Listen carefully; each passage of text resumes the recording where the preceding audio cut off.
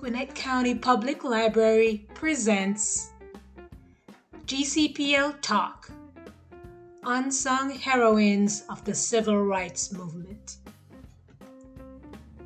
Many iconic figures emerged from the civil rights movements of the 1950s and 60s.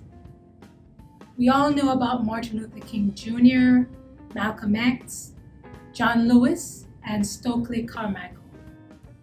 But have you ever heard of women such as Ella Baker, Daisy Bates, Diane Nash, or Pauli Murray? Now, as the saying goes, behind every successful man is a strong woman. The same could be said for the civil rights movement. My name is Miriam from the Gwinnett County Public Library, and I would like to take a few moments to talk briefly about these four women who were unsung heroines of the civil rights movement.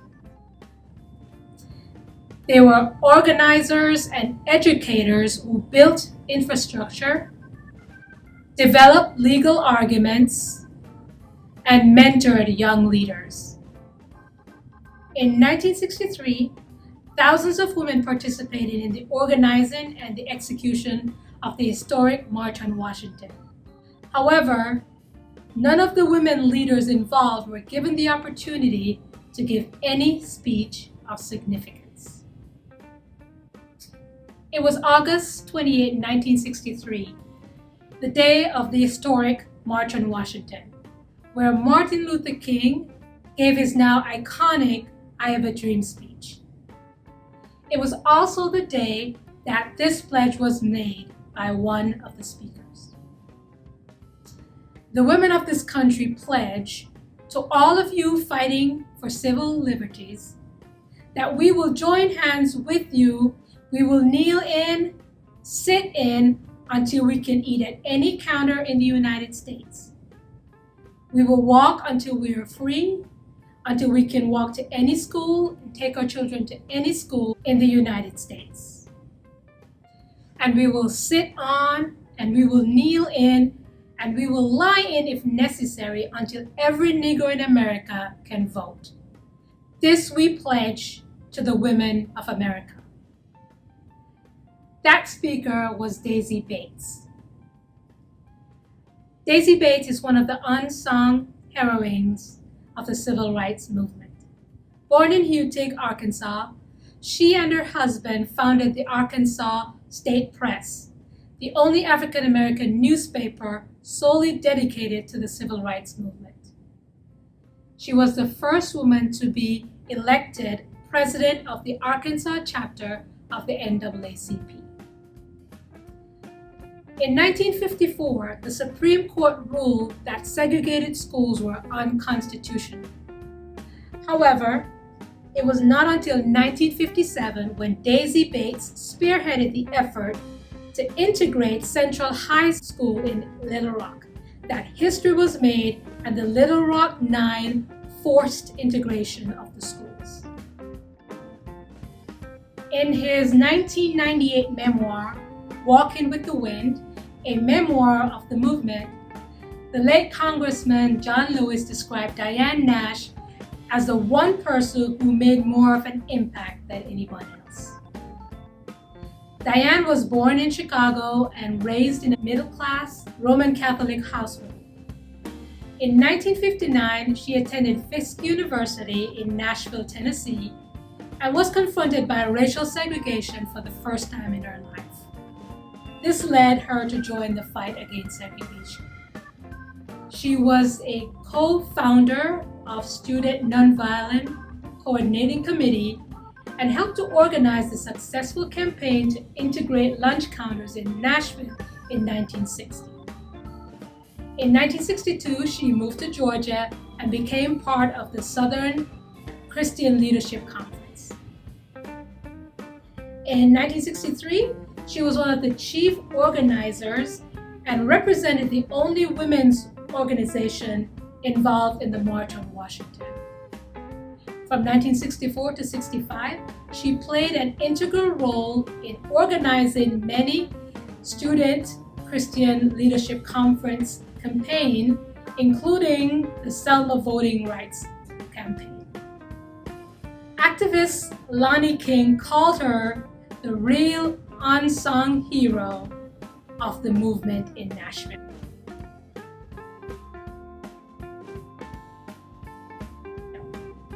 The Negro woman can no longer postpone or subordinate the fight against discrimination because of sex to the civil rights struggle, but must carry on both fights simultaneously.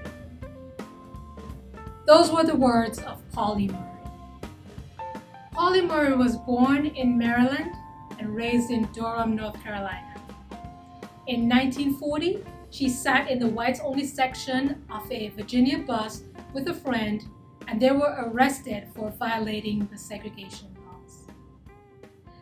This experience led her to pursue a career in law. As a lawyer, she argued for civil rights and women's rights. In 1946, she became the first African-American Deputy Attorney General of the state of California. Although she was not aware of it at the time, the premise of her final law school paper, titled "Should the Civil Rights Cases and Plessy versus Ferguson Be Overruled?" That became the strategy used in the 1954 landmark case, Brown versus the Board of Education, that declared that separate public schools for Black and white students were unconstitutional. In 1961, President Kennedy established an advisory commission on the status of women to investigate questions of women's equality. Pauli Murray served on one of the committees and was instrumental in ensuring that the word sex was included in the 1964 Civil Rights Act. She was a founding member of the National Organization for Women, and in 1963, she wrote a letter to civil rights leader A. Philip Randolph, who was one of the organizers of the March on Washington.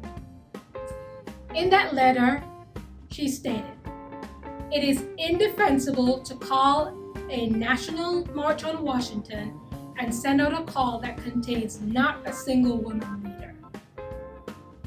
In 1965, she became the first African American woman to be awarded a Doctorate of Juridical Science, which is the equivalent of a PhD in law, from Yale Law School. In later years, she went to seminary and became the first African American woman to be ordained as an Episcopal priest.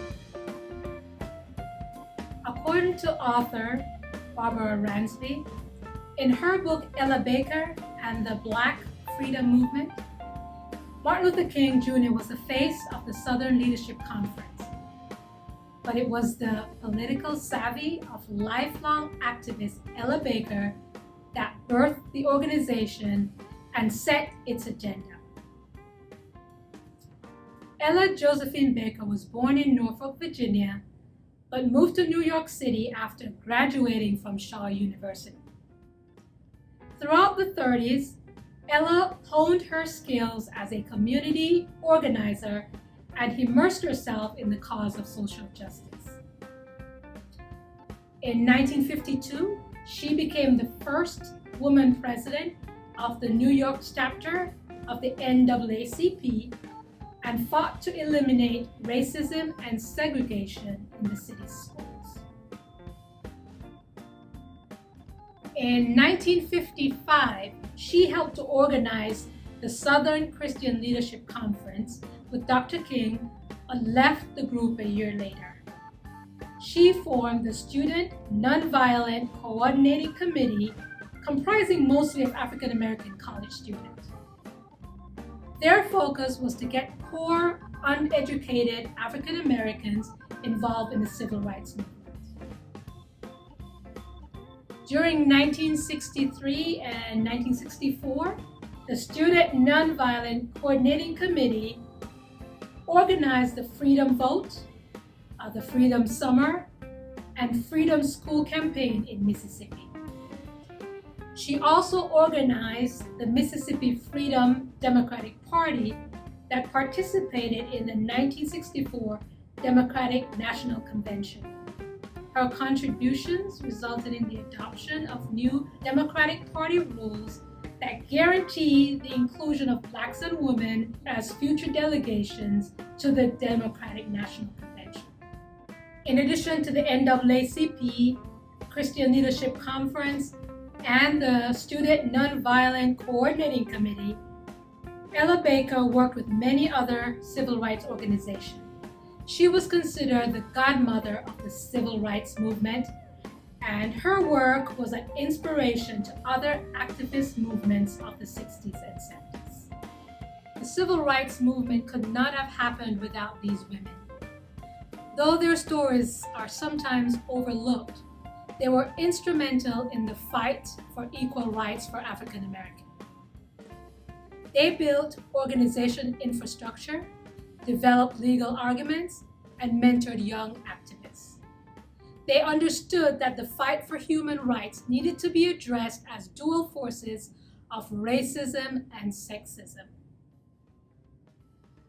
On May 12, 2009, the U.S. Congress authorized a national initiative by passing the Civil Rights History Project of 2009. The project included interviews of over 50 women who were involved in the civil rights movement.